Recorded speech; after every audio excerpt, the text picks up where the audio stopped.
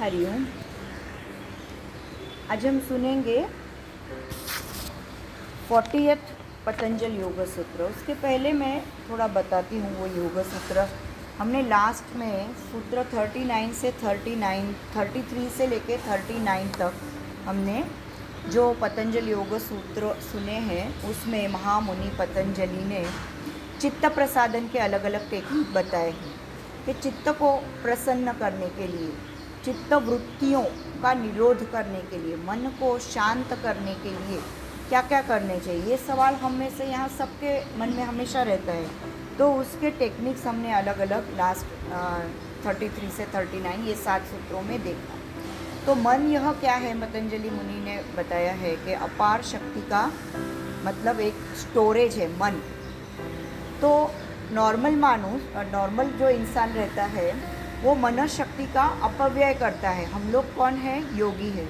Regular योग साधना करने वाले लोग तो योगी कहलाते हैं। पर नॉर्मल इंसान है वो अपनी मन की शक्ति का दिन भर इतना अपव्यय करता है। किस द्वारा? षड रिपु द्वारा। षड रिपु यानी क्या? रिपु यानी अपने शत्रु, और षड मतलब 6। तो काम, क्रोध, लोभ, मोह, मद, मत्सर, ये हमारे षड रिपु हैं। इन भावनाओं की वजह से हमारी सतत शक्ति वेस्ट होती रहती है, कंटिन्यू वेस्ट होती है।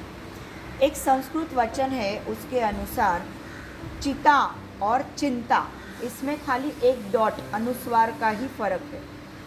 परंतु चिता जो रहती है, जिस पे हम स्मशान में हमको जलाया जाता है, तो वह हमको एक बार ही जलाती है। लेकिन चिंता यह हमको बार बार जलाती है, किसी भी चीज़ की वरी।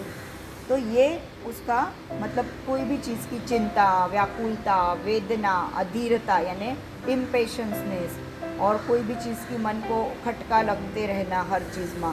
तो ये सब अवस्थाओं से हमारी मानसिक ऊर्जा, शारीरिक ऊर्जा बहुत वेस्ट होती रहती है।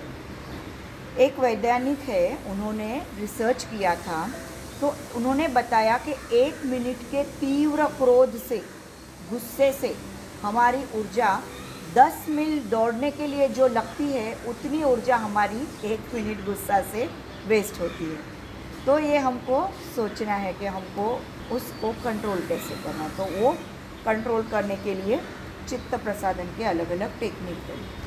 मन यह बहुत सारे छिद्र होता है ना, वैसे जो घट रहता है मटका, जिसको बहुत सारे छिद्र होते हैं, तो मन वैसा है। तो उन छिद्रों से हमारी ऊर्जा ऐसे ऐसे ऐसे ऐसे सब जगह से वेस्ट जाती होती रहती है। काम, क्रोध, यह षड्रिपु में, इनके चंगुल में जो फंसे हुए हैं राजसिक वृत्ति के जो भी लोग, उनको क्या लगता है हमने बहुत बड़ा कार्य किया है, तो वैसा वह हमको खुद को ऐसा भास होते रहता है। परंतु फाइनली क्या होता है, अहंकार को खत पानी मिलता है उसमें।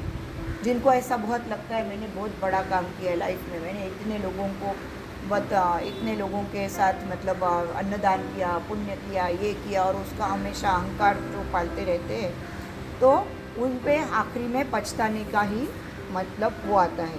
कुछ भी करना, लेकिन सब कुछ उस कृष्ण को अर्पण करना।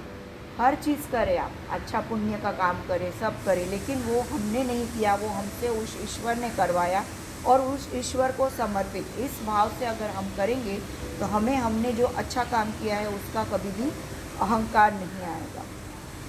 और जो भी शांत सात्विक वृत्ति के लोग रहते हैं, वो क्या करते हैं, अध्यात्म की ओर से हमारे ध्येय की तरफ वाटचाल करते रहते हैं, मतलब मूवमेंट्स करते रहते हैं। तो अपनी मन शक्ति का वह योग्य जगह पे उपयोग करते हैं। उस शक्ति का, हमारे में जो शक्ति है, उसका कहाँ उपयोग करना है, वो योगी को पता रहता है। तो मन जितना निर्मल, जितना निरागस, जितना उसमें कोई भी ऐसे है जेलसी नहीं है, किसी के मुंह पे एक बात बोलना, पीठ पीछे दूसरी बात बोलना, हेवे दावे बोलते हैं मराठी में, यानी ये सब जिसमें नहीं है, बिल्कुल निर्मल मन है, उतना वह शांत और उतना वह शक्तिमान। अगर आपके मन में कुछ और है, आप बाहर कुछ और दिखा रहे हो, तो वह निर्मलता नहीं हुई। जो आपके अंदर है वही आपके बाहर आना चाहिए, तो ही वह मन निर्मल है, और तो ही वह शक्तिशाली हो सकता है। और यह हमको योग साधना हमारे मन को मजबूत बनाने का काम करता है। लेकिन वह कैसे? रेगुलर, आज किया कल नहीं किया, 4 दिन किया 8 दिन नहीं किया, तो उसका बेनिफिट्स हमें नहीं मिलता। जितना हम इसमें रेगुलरिटी रखेंगे उतना हमको इसका फ़ायदा होता है। चित्त प्रसादन के बाद में जो अपान शक्ति स्रोत से अगर हमारा संधान हमने अगर साधा तो योगी समर्थ होता है। मतलब चित्त को हमने प्रसन्न किया और हम अगर प्राण शक्ति के साथ कनेक्ट, हर आसन के बाद हम बोलते हैं प्राण धारणा, आंखें बंद करके श्वास पे ध्यान, तो उसका मतलब क्या? हम उस आत्मा हमारा परमात्मा के साथ कनेक्ट होता है। उस समय हमें कोई भी दूसरे विचार मन में नहीं आते अगर हमने ठीक से अपने आप को कनेक्ट किया तो ये थ्रू आउट हम स्टार्टिंग से लेके 1.25 घंटा एंड तक हम जो भी साधना करते हैं वो पूरा एक मेडिटेशन ही है। मेडिटेशन कोई अलग चीज़ नहीं है। हम अगर आसन भी कर रहे हैं, फिज़िकल कृति भी कर रहे हैं, तो उसमें हम फाइनल पोजीशन में 6 से 7 श्वास रुकते हैं, प्राण धारणा उसको बोलते हैं, वो करते हैं, तो हमारा आत्मा का परमात्मा के साथ कनेक्शन बना रहता है। और ये मेडिटेशन ही है। हम दूसरे भी मेडिटेशंस करते हैं ऑफ कोर्स, पर ये आसन में भी जो करते हैं वो एक मेडिटेशन ही हम कर रहे हैं। और उसी के वजह से हम शांत होने लगते हैं और दिन भर हमारी हर कृति में वह दिखने लगता है।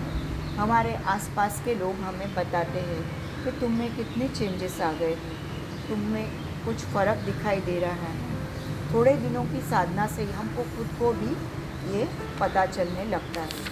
तो वो जो अगली 40th सूत्र है वो यह है, परमाणु परम महत्वांतोस्य वशीकारः। इसका मतलब है कि परमाणु से भी परमाणु से लेके और परम महत्व के विषय पे भी, कोई भी विषय पे एकाग्रता यह योगी अवेयरनेस के साथ कॉन्शियसली वश कर सकता है।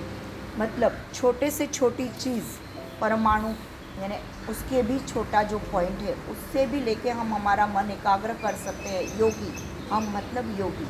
और बड़े से बड़ी कोई चीज़ हो, विराट यानी एकदम बड़ी चीज़, उस पे भी हमारा मन हम एकाग्र कर सकते हैं। तो ये योग साधना करने से हमें आता है। जब तक योगी कोई भी मतलब नया है तो उसको डिफ़िकल्ट जाता है। जैसे ही वो पुराना होता है तो उसकी वासना जो अंदर मन में रहती है उनको हम वशीकरण कर सकते हैं। तो वशीकार नाव का वैराग्य, उसका मतलब ये है कोई भी वासनाओं को हम उसके अधीन नहीं होते और उसको अपने आप को कंट्रोल में रख सकते हैं। ठीक है।